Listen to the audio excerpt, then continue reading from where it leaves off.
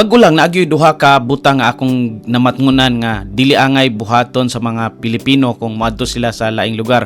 Una, kana ganing mogamit ka og laing kwarta tapos inig mopalit ka hunahunahon dayon nimo kung tagpila na siya in terms of the peso ka currency, magsakit gyud imong ulo ana kay daghan kay kag mga naka sa laing nasod. Tapos na sila yung mga baligya dito nga kung i-convert na nimo sa peso, hastang mahala na. Mao na nga importante kayo, never convert kung ikaw naa sa laing nasod tungod kay magsakit ang imong ulo o kaulion na hinon ka sa Pilipinas tungod sa kamahal, makahuna-huna ka kung unsa kamahal ang ilang mga baligya. Dili gyud inana ang mindset kung naata sa laing nasod kay natural man gyud na nga lahi ang ilahang pricing diha kay naa sila yung mga palaliton din ha nga mahal sa atua pero naa sila yung mga palaliton nga barato rasad para sa atua. So never convert. Ikaduha, dinhi sa Europe importante kay nga magdala gyud og kanang tubig no kay mahal kayo in town ang mineral water dinhi.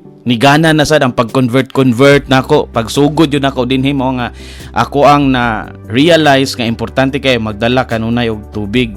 Around Rome daghan man kay ni sila og kanang mga kanang refilling stations. Diri sa akong nahimutangan tag 10 to 12 euros ang tubig. Nga kung i-convert nimo sa Pilipinas 500 pesos na, gamay ra kay nga mineral water, so magsakit ang imong ulo. So para gusto nimo makasave ka, magdala ka og daghan or magdala ka og kaugalingon nimo nga tubig. Ang usa namo ka SVD brothers sa community, akong gipangutana kung unsang iyang i-recommend nga lugar nga ako ang adtuon karong adlaw.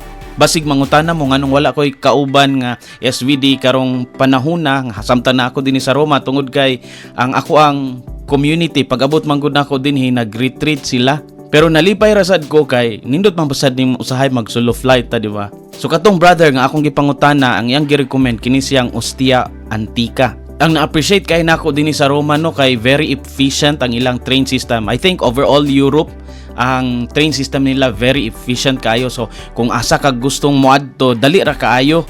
Mao nga nakauna-una gay ko sa Pilipinas ba nga usahay maglisod man gani tagtabok og lain nga isla. Pero sila diri no very easy sa ilaha ang maka-adto sa lain nga mga nasod tungod kay paspas man ang ilahang train system dinhi. Very efficient kaayo. Na-appreciate nako pag-ayo. Karon anhita diri sa Ostia Antica. Ang Ostia Antica gikan sa train duol na lang na siya kaayo kay mabaklay naman lang na nimo siya. Ang Ostia Antica usa ka karaang syudad sa Roma nga nagserbisyo isip pangunahing pantalan sa Roman Empire. Gitukod ni adtong 4th century BC og nahimutang kini sa usa ka importante kay nga sentro sa komersyo og kalakalan. Unsa gay na binisaya sa kalakalan gani negosyo o mauna na siya. Pagsulod pa lang nimo ba kay mabuang nakatungod sa kadaghan nga mga ruins dinhi, mabalaw kag lantaw-lantaw kung asa ka unang magpa-picture tungod kay daghan kay nga mga ruins no og maka-imagine ka nga kung inani kadaghan ang ruins hastang ninduta siguro ining dapita niadtong karaang panahon.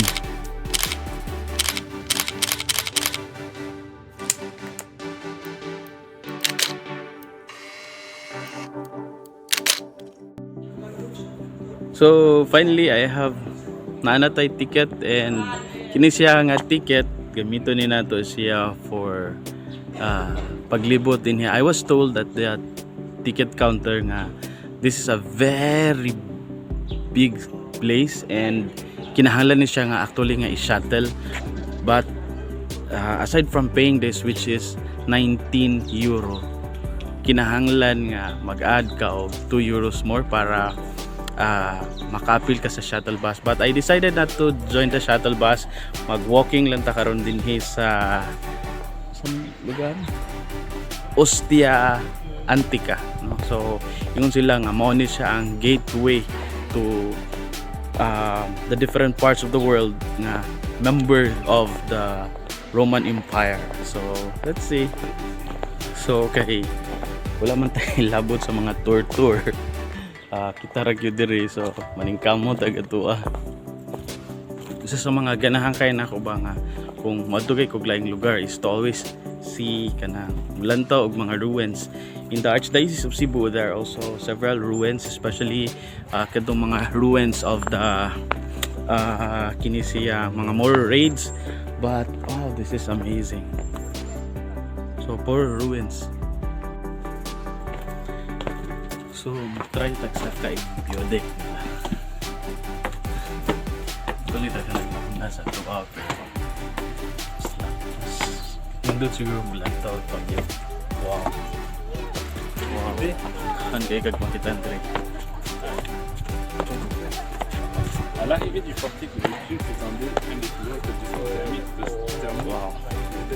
Apan sama sa ilang gisulti nga civilizations come, civilizations go, pag abot sa dugayng panahon ang syudad napuno sa balas tungod sa pagbalhin sa Tiber River. Apan kini gipreserba og karon usa nakabantog kaayo nga archaeological site.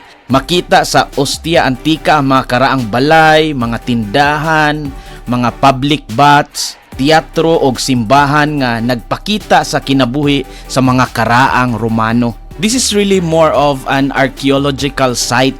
Daghan kayong mga ruins dinhi, pero para sa ako importante kay ni nga makakita pud ang mga Katoliko ini kay usa kay kini ka mahinungdanon nga lugar sa kasaysayan nga nagpakita sa karaang civilization o kinabuhi sa mga unang Kristiyanos diri sa Roma.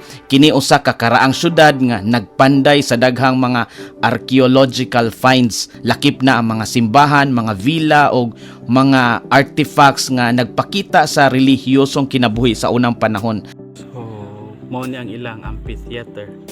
And even to this day, daghapoy mga pasundayag nga ginabuhat nila dinhi. But during the olden times, mo gyud ni siya ang lugar kung diin ipahigayon ang ilang mga entertainment programs.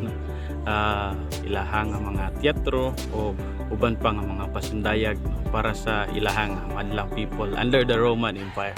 Ang pagbisita sa Ostia Antica maghatag og mas lawom nga pagsabot sa espiritual nga kaagi sa simbahang Katoliko ug sa pagkuyanap sa Kristyanismo sa Roma. Ang Ostia Antica dunay dako nga koneksyon sa Kristyanismo tungod kay kini usa ka lugar diin ang mga unang Kristiyano nagpuyo og nagserbisyo sa panahon sa Roman Empire. Ang syudad nga mao ang port city sa Roma mao ang dapit diin magkaabot ang mga kalakal gikan sa ubang mga lugar og diin ang Kristyanismo ni sugod og ni kaylap. Sa Ostia Antica makita nimo ang mga karaang simbahan ug ang mga Christian relics nga nagpakita sa presensya ug influensya sa mga Kristiyanos sa syudad. Mao nga kining karaang syudad anaay dako kayo nga papel sa pagpakaylap sa Kristyanismo sa Roman Empire.